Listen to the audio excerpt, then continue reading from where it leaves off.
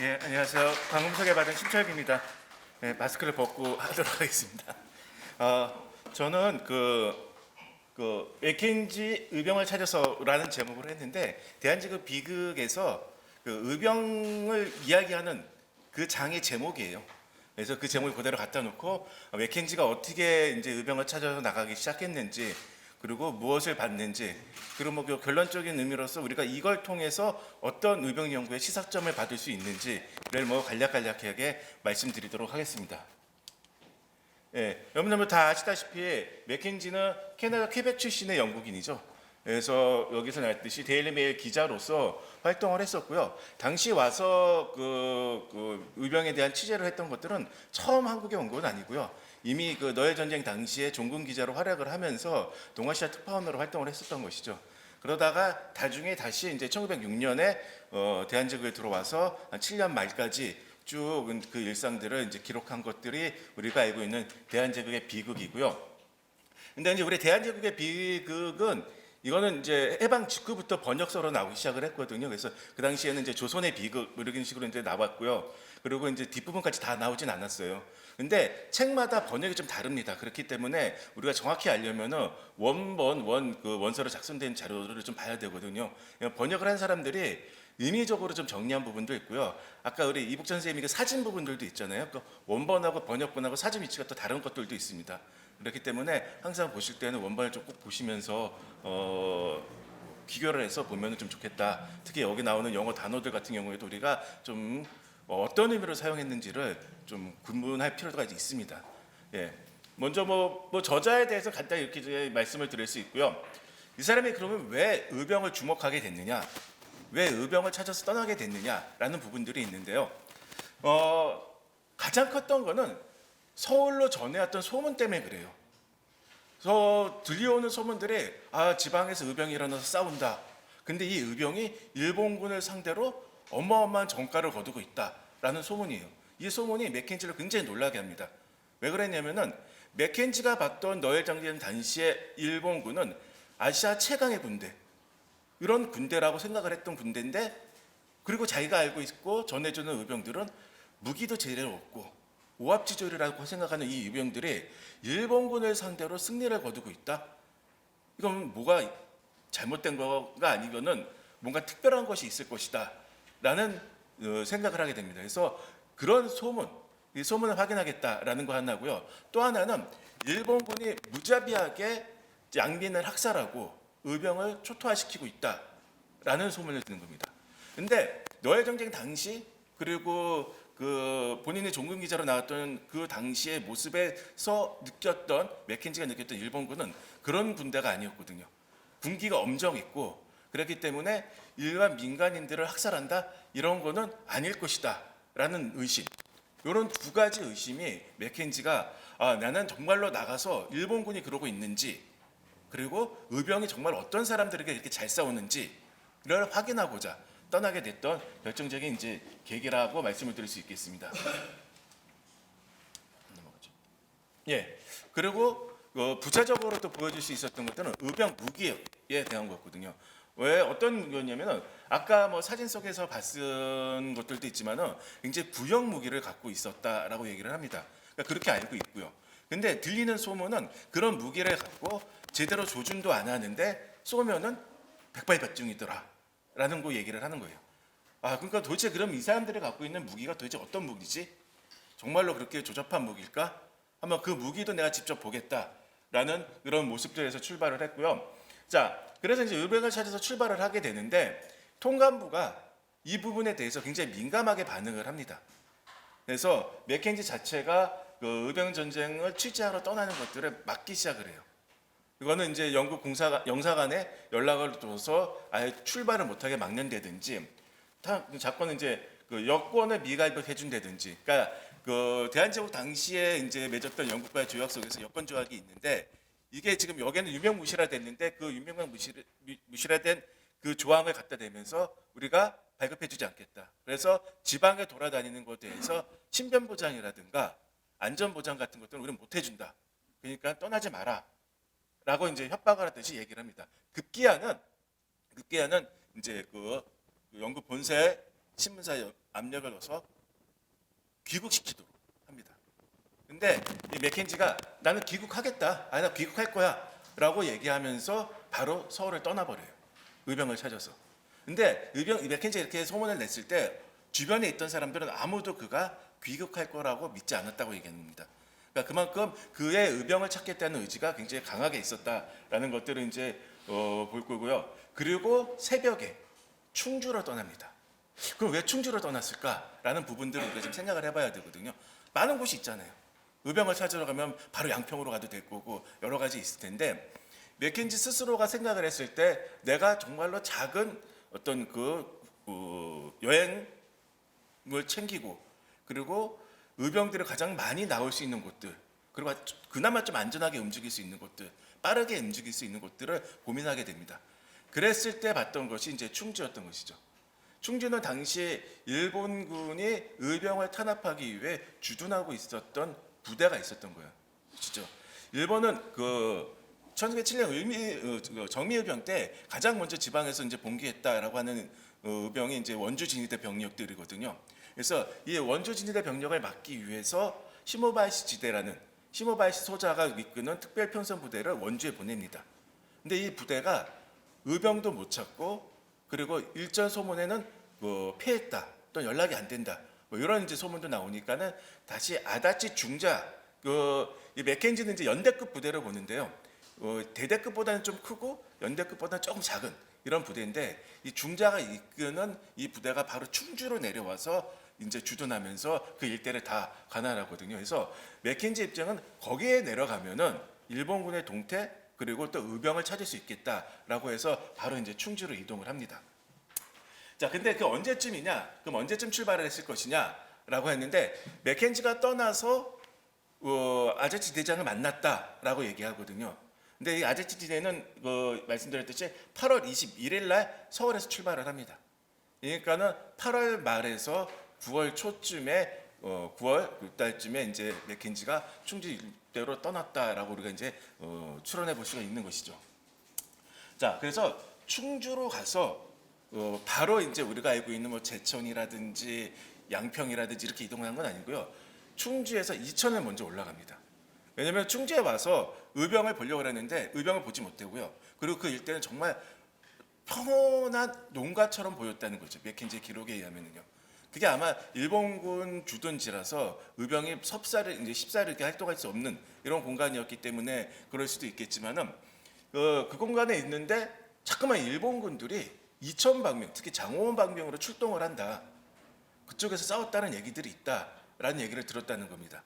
그래서 그러면 그쪽에 한번 가서 보자. 그래서 이천으로 먼저 떠납니다. 그래서 이천에서 가는데 이천에 도착했을 때니 일본군의 만행에 대한 소식을 듣기 시작하는 거예요. 그 지역에서 마을 사람들이 의병을 막지 않고 마을 사람들이 의병에게 밥을 해줬다. 이러는 얘기를 듣고 그 마을을 초토화시키는 거죠. 우리가 동학농민 전쟁 당시에는 일본군이 사륙이라는 정책으로 농민군들을 탄압합니다. 그래서 말 그대로 사륙이에요. 다 죽이는 건데 이때는 충화 작전 또는 우리가 초토화 작전이라고 해서 의병을 다 죽이는 거, 아예 그냥 민간인을 딱 죽이는 걸 떠나서 그곳이 다시 의병 기지가 될 수 있다라고 했기 때문에 마을까지 다 없애버리는 이런 작전들을 핍니다. 그러니까 이런 식으로 그 마을 한 곳들을 다 없애버리는 이런 모습들을 맥킨지가 거기서 보고 그리고 확인을 하는 겁니다. 그리고 그 마을들이 텅 비어 있는 것들도 보게 되는 것이죠. 그러니까 마을 사람들이 이런 일본군을 피해서 산으로 도망가는 이런 모습들, 그리고 도시의 기능이 완전히 마비된 이런 모습들을 다 확인을 합니다. 그래서 일본의 만행이라는 것들이 이런 것이었구나라는 것들을 확인하면서 그럼 정말 의병을 만나야 되겠다. 그럼 어디로 가지?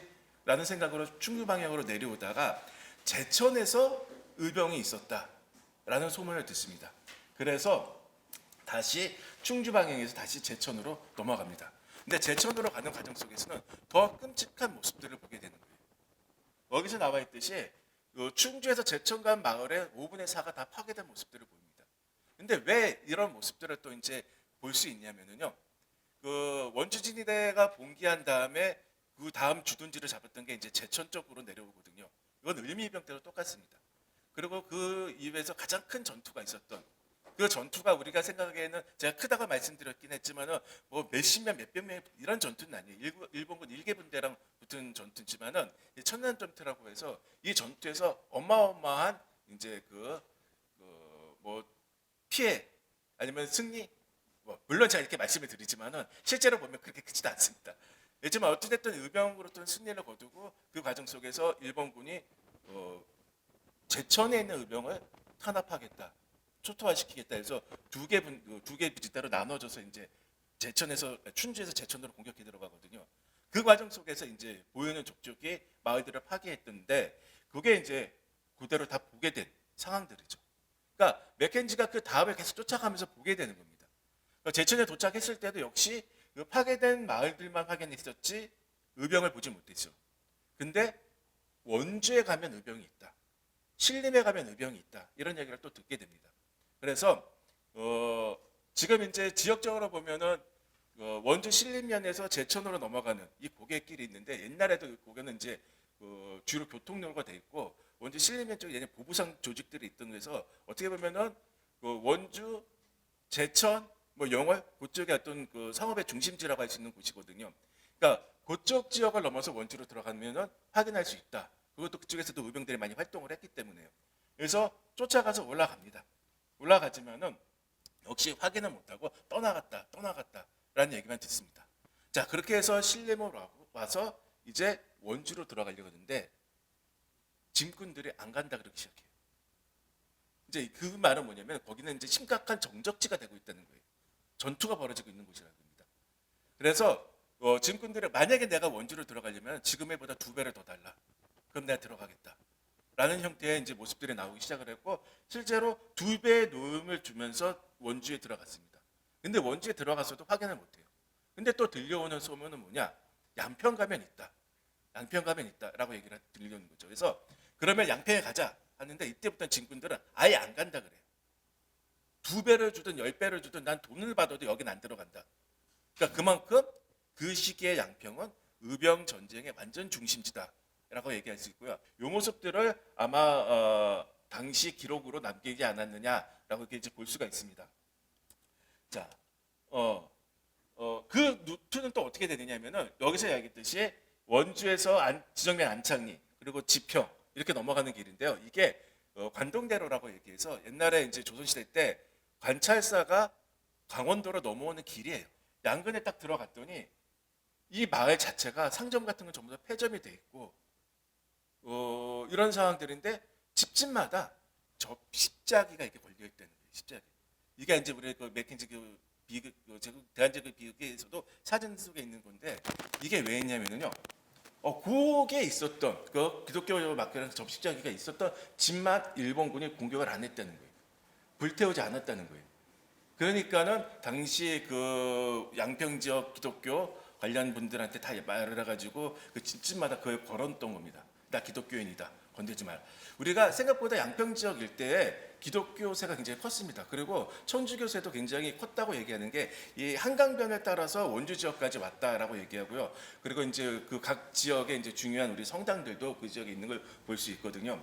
그래서 그런 식으로 피하는 모습들을 보였을 만큼 굉장히 그 지역이 어려운 곳이었고 일본의 탄압이 심했던 지역이다라는 것들을 우리가 알 수가 있는 거죠. 그리고 거기서 우리가 의병을 만났던 겁니다.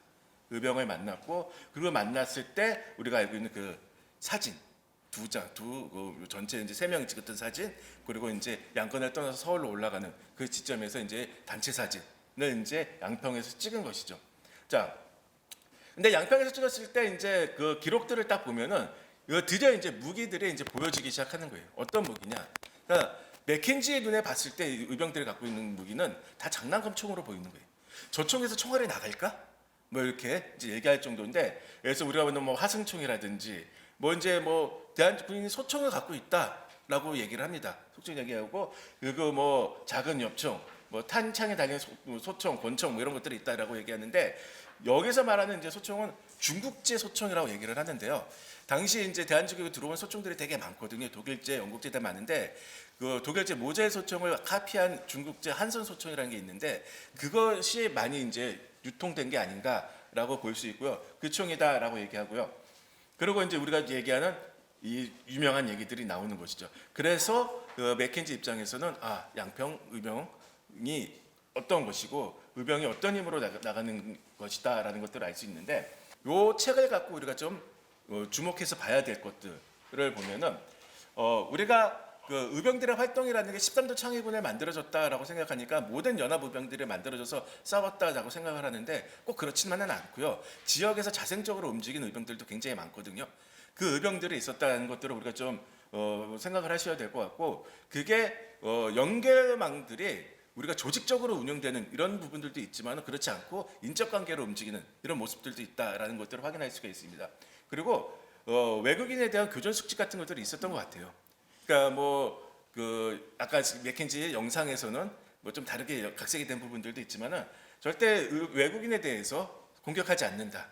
그들은 우리를 도움을 줄 수 있고 우리를 알릴 수 있는 사람들이다. 그러니까 그들을 통해서 우리가 무기를 구입할 수 있다라는 부분들에 대해서 인식을 했던 것 같습니다. 이거는 을미의병 당시부터 의병들이 갖고 있던 생각이에요. 그래서 청나라 상인이라든가 청나라를 통해서 무기를 구입한다, 이런 활동들을 되게 많이 하거든요. 그래서 이제 그런 부분들이고요. 그 의병부대 운영에 대한 이제 기록 같은 것들을 우리가 좀 엿볼 수 있는데, 우리가 의병들이 있으니까는 항상 막 몰려다니고 같이 뭐 부대 이동하고 이렇게 생각하는데 기록에 보면은 외박도 가고요, 휴가도 가고, 집에 갔다가 나중에 오기도 하고, 뭐 이런. 그래서 우리가 저는 이런 생각을 했어요. 옛날에 향토 예비군들의 모습이 아닐까, 뭐 이런 생각도 해본 적이 있습니다. 그리고 이제 그 총상 치료 부분 같은 경우도, 그러니까 의병이 그 이제 치료 능력이라는 것들이 현저히 떨어지게 된다. 그래서 이제 맥켄지한테 그런 요청을 했는데, 그런 것들은 아마 그 선교사를 갖고 있었던 의료 활동, 이런 것들에 대한 인식들이 남아 있을 것이다라는 부분들이고요. 마지막은 이 부분이 제가 입장에서 가장 중요하다고 생각을 하는데, 똑같은 그 번역본에서는 그냥 한국군복, 옛 한국군 군복 이렇게만 번역을 했는데 원문에서는 내용이 달라요. 여기 보시다시피 한국군의 뭐옛 군복이라든지 아니면 유러피안 오피스 유니폼이라 해서 유럽 장교의 군복이라든지, 이거는 단체 사진 때 나왔던 얘기고요. 이건 3명이 찍었을 때 사진이에요. 그러니까는 우리가 알고 있는 한국군 군복이라고 입었던 것들에 대한 것들도 맥켄지 눈에는 다 다르게 보이는 거죠. 그래서 우리가 이 작은 기록들이지만은 이런 내용들, 그리고 뭐 군수품의 활용이라든가 군복의 문제, 이런 것들에 대해서 어떻게 기록했냐를 통해서 당시를 다시 구성할 수 있고, 그러면은 당시 이름 없이 담았던 의병들이 어떤 사람들이었는지를 찾는데 좀 더 접근할 수 있다라고 말씀드릴 수 있겠습니다. 네, 제 발표는 여기까지 하겠습니다. 감사합니다.